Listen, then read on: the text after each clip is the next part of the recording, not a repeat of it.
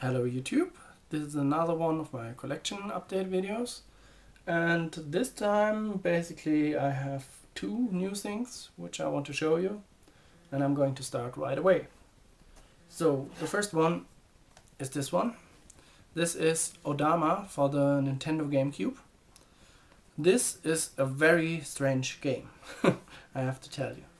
I'm going to. Basically it came in this packaging, which unfortunately doesn't look very mint anymore, doesn't look that good. And the reason for this huge packaging is that a microphone is included with this game. I bought this game for I think 15 euros, and it was brand new. Only the packaging, as you can see, is a bit okay, it's a bit nostalgic, I don't know. Yeah, basically the game is brand new. The game itself was still sealed, and the microphone, everything was still packaged like new.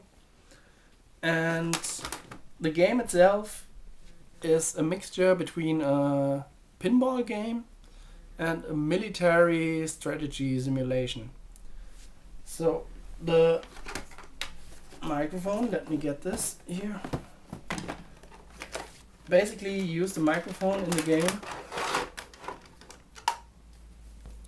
You plug this one into the second controller and into the second memory card part of your Gamecube, and you use the microphone to tell your units on the screen to give them orders via voice recognition.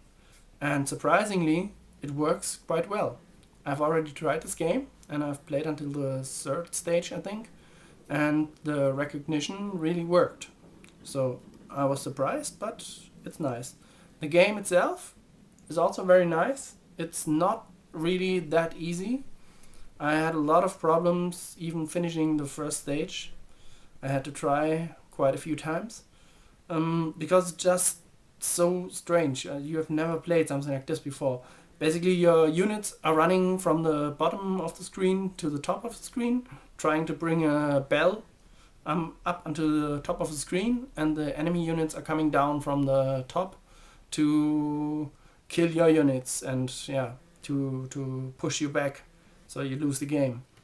And the thing is with this, basically with the flipper ball which you can shoot the enemy units, and you can help your units, but the problem is that you can also shoot your own units with your own ball, so you have to play very carefully. But I think I'm going to make a gameplay video out of this later, so you will understand if you have never played this. Nice thing, which I found really nice, was that for the microphone, this thing here was included. This is basically a microphone holder which you can put on your original Gamecube controller, and then you can just put the microphone in here. There are 3 holes which you can see, and it will lock in place. You can put it like you want in one of the 3 settings. And to use the microphone you have to also press the X button, either the X button or you press the button on the microphone. But of course when you're playing like this, then you will press the X button and input your voice commands like this, and then release the X button again. So yeah, I really like that they added this holder. It really it really makes the game a bit easier. I don't want to imagine if I had to grab the microphone every time I want to yell a command or give an order. The second thing I want to talk about and show you is a console which I just bought, and I've been thinking about whether I should get this one or not, and I didn't really know, but now finally there was an offer which I couldn't resist. I got it for 45 euros and a game was even included, so I decided to at least give it a chance. The thing I'm talking about is this one. It's a TurbografX. What this is basically a PAL version of the TurbografX 16, or PC Engine as it's called in Japan. And the interesting thing about this is, I didn't even know about this. I didn't know that there even was a PAL version of this, but apparently there was, and this is one of them. It seems that back then, when they marketed this thing in the US and it sold quite well, they also tried to market it here in the PAL regions. I did a bit of research about this, and I read that this one was only marketed in Spain, in Europe, back then. And I have no idea if this is really true, because all of the packaging it's completely in English, but I don't really care. It's a PAL version, I have it now, and I'm going to play this one. Funny thing about the packaging is that they even misspelled the word includes. It says includes instead.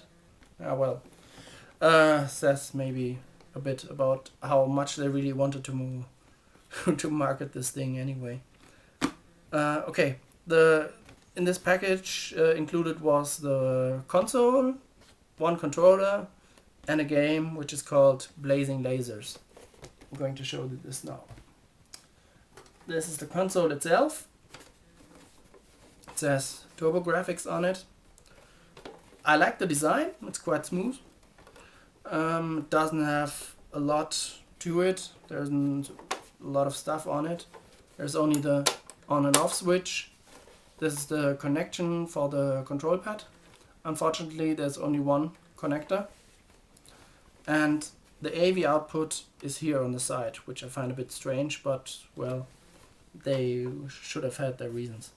Maybe you've noticed that there isn't really a plug to plug in the AC adapter, and the solution is that you have to remove this cover on the back. Then you get one more connection. This is basically an extension port.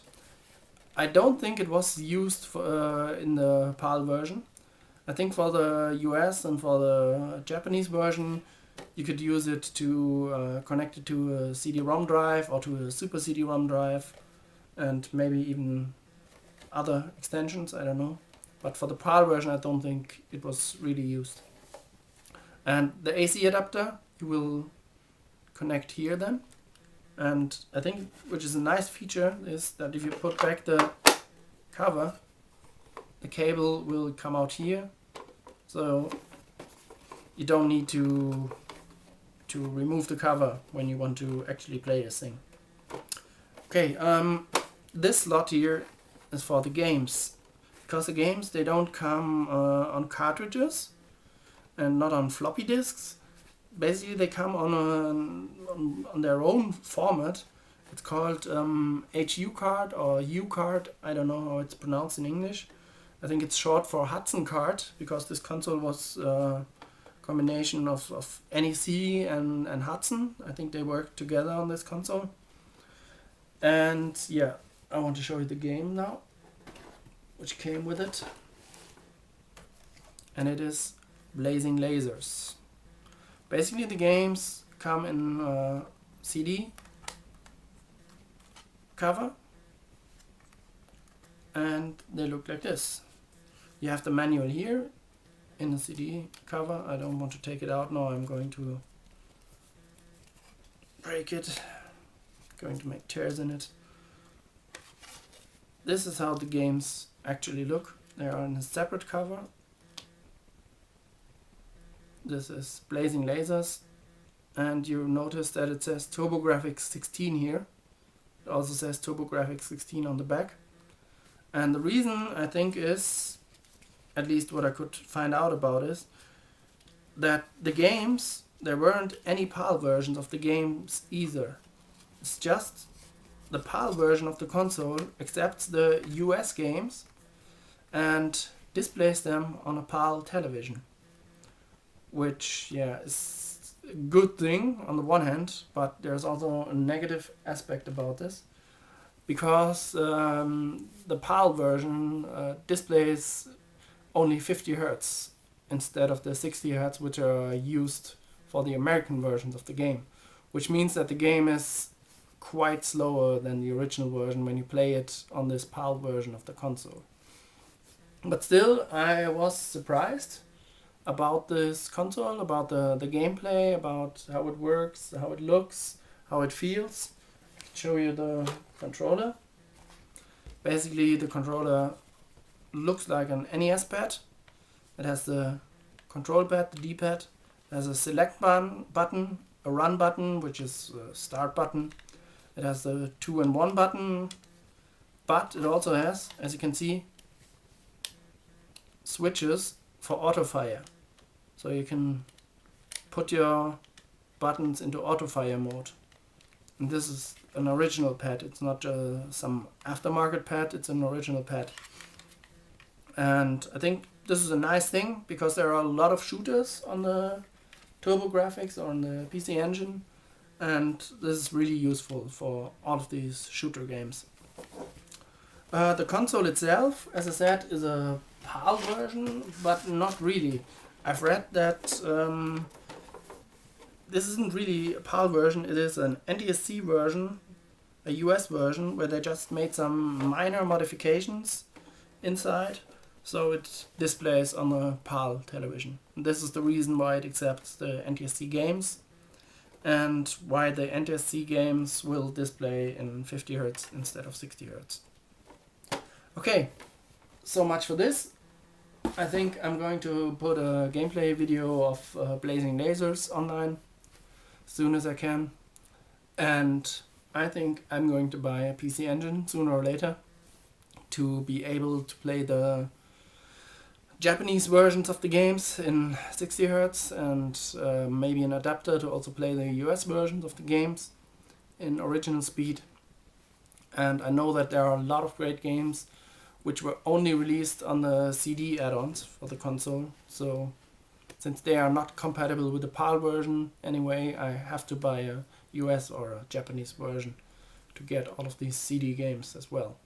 And basically the PAL version now was only for me to find out if I really want to start collecting for this console. And I must admit, I have to collect because this is a really nice console, very interesting thing to have. Okay, that's it for now. I will see you later at some point. Bye bye.